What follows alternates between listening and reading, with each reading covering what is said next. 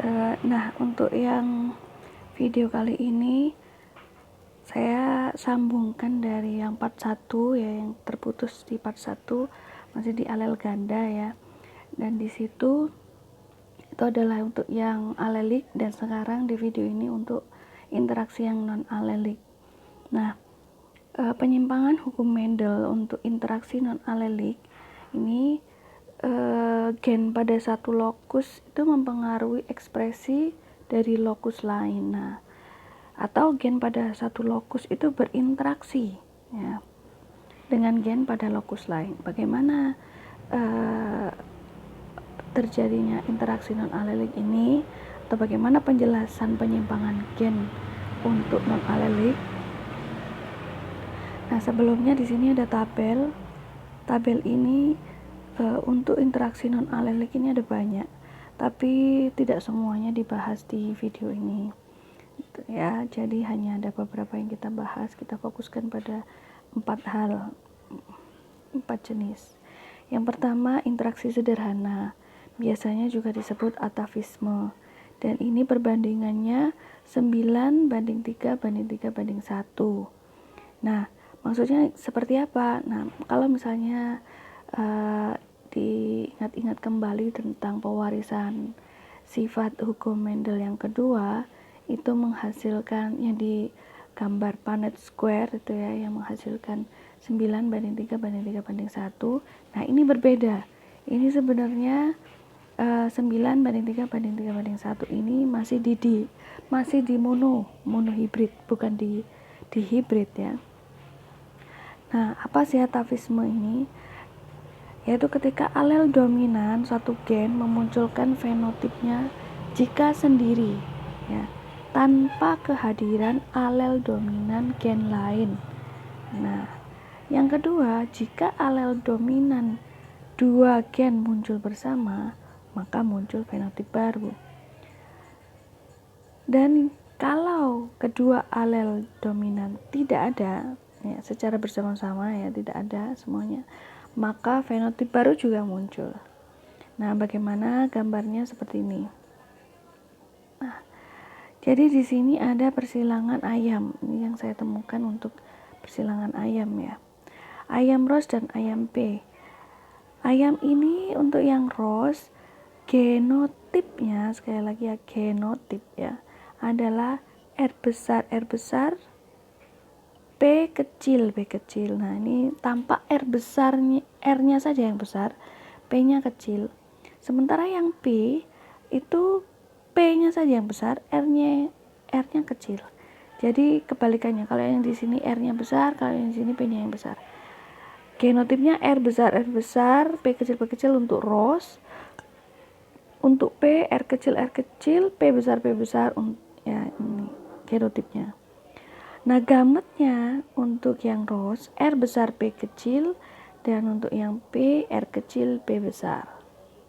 Ketika kedua tetua ini disilangkan, hasil anakannya adalah walnut. Nah, ini heterozigot dia, R besar, R kecil, P besar, P kecil. Walnut tidak ada ros, tidak ada P, berarti dia memunculkan sifat baru. Seperti yang tadi di sini dijelaskan, kalau alel ini muncul bersama akan memunculkan fenotip baru. Kalau hanya sendirian ya, jika sendiri tanpa ada alel dominan yang lain, maka dia sifatnya sendiri ya, tadi yang ros dan P. Oke, maaf, saya stop dulu. Nah, kemudian walnut ini untuk bisa untuk disilangkan dengan walnut itu sendiri terbentuk 4 gamet ya, karena heterozigot. Jadi R besar, P besar, R kecil, P besar, R besar, P kecil, R kecil, P kecil. Ketika disilangkan dengan sesamanya ya, ada Punnett square seperti ini. Nah, Punnett square-nya mirip dengan Punnett square yang hukum Mendel 2, tapi sebenarnya ini masih satu sifat. Nah, Di sini ada walnut dan seterusnya, ada P, dan ternyata di paling akhir ketika tidak ada alel dominan, ya, tidak ada R besar dan tidak ada P besar, ini jadinya sifat baru lagi, single. Ya, R kecil, P kecil, P kecil. Jadi di sini untuk jika kedua alel dominan tidak ada, ya, berarti resesif semua, berarti kecil semua hurufnya, maka fenotip barunya muncul. Seperti itu. Itu atavisme. Sehingga perbandingan fenotipnya 9:3:1. Di sini walnutnya ada 9. 1, 2, 3, 4, 5, 6, 7, 8, 9. Dan P-nya ada 3, 1, 2, 3. Rose-nya juga ada 3, 1, 2, 3. Sementara yang single 1. Jadi 9:3:1. Nah, untuk gen komplementer sekarang yang kedua, gen komplementer ini perbandingannya 9:7. Bagaimana penjelasannya? Sifat tertentu muncul akibat interaksi dua atau lebih gen dari lokus yang berbeda. Jika berdiri sendiri tidak terekspresi. Nah, ini contohnya di warna ungu, ya. Warna ungu itu pigmen antosianin, ya. Itu dikendalikan oleh 2 gen ternyata. Nah, tidak bisa 1 gen, harus ada C besar dan P besar, baru warnanya ungu. Jika salah satu gen tidak muncul, ya berarti langsung tidak terbentuk antosianin, berarti warnanya putih. Nah, bagaimana penjelasannya? Di sini ada gambar. Gen C ini untuk putih, C besar, ya. P besar untuk C dan P, maksudnya untuk purple atau ungu. Sementara kalau C sendirian dan P sendirian itu putih. Nah, di sini ada parentsnya atau tetuanya putih, yang sebelah kiri ya putih, sebelah kanan juga putih. Nah, ini genotipnya kita perhatikan di sini, C besar, P kecil. Jadi hanya satu, ya. Tidak ada P besarnya, tidak ada di sini. Begitu juga di sebelah sini, hanya ada P saja yang dominan, yang besar, ya. C-nya kecil. Nah, sehingga warnanya dia putih. Bila kedua tetua ini disilangkan dengan genotip C besar, P kecil disilangkan dengan C kecil, P besar, maka ini gambarnya C besar, P kecil, dan C kecil, P besar, sehingga diperoleh F1-nya heterozigot. F1 heterozigot ini barulah menunjukkan warna ungu karena di sini mengandung C besar dan P besar. Ya, diperhatikan. C besar, P besar, baru dia berwarna ungu. F1 disilangkan dengan F1 atau diselving, ya.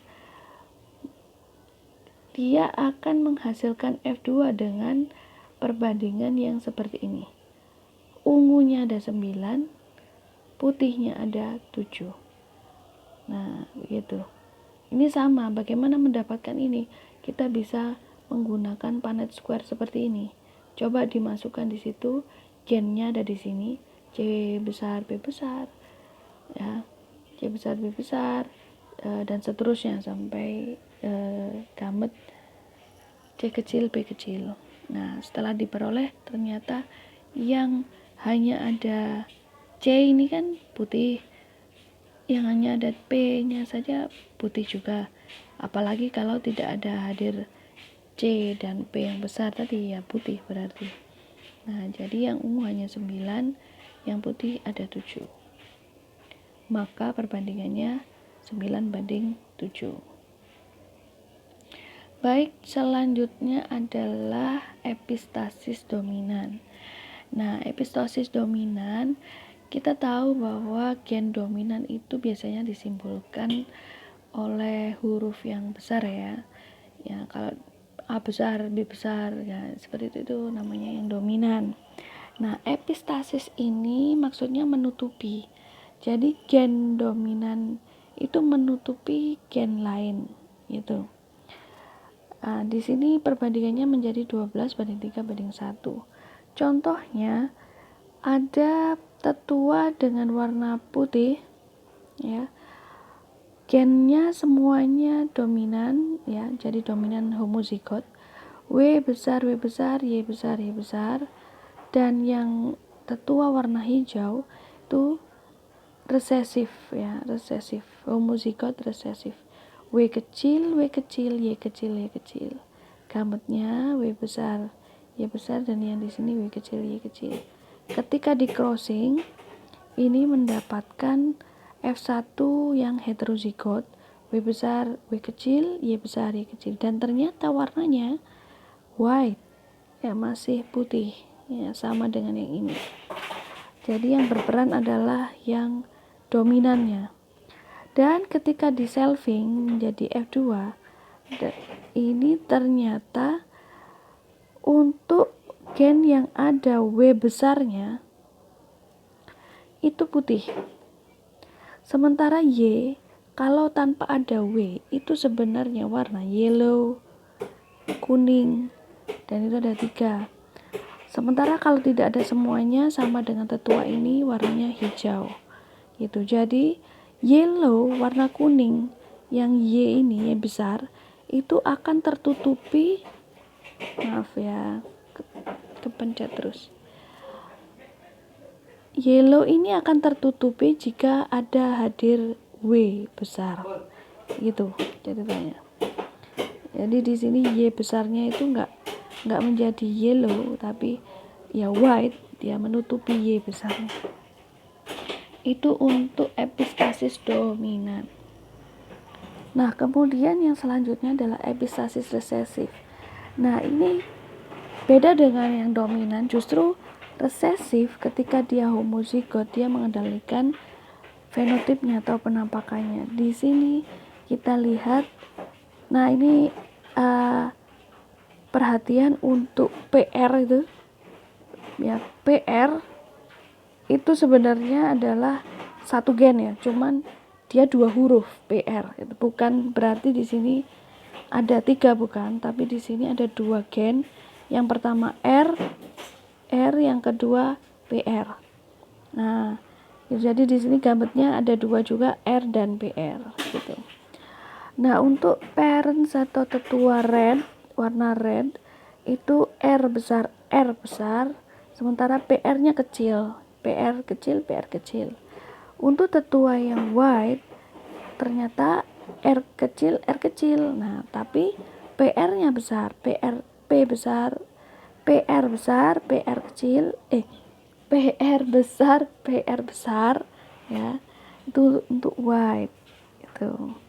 Nah, disilangkan dia heterozigot. Heterozigotnya R besar, R kecil, PR besar, PR kecil.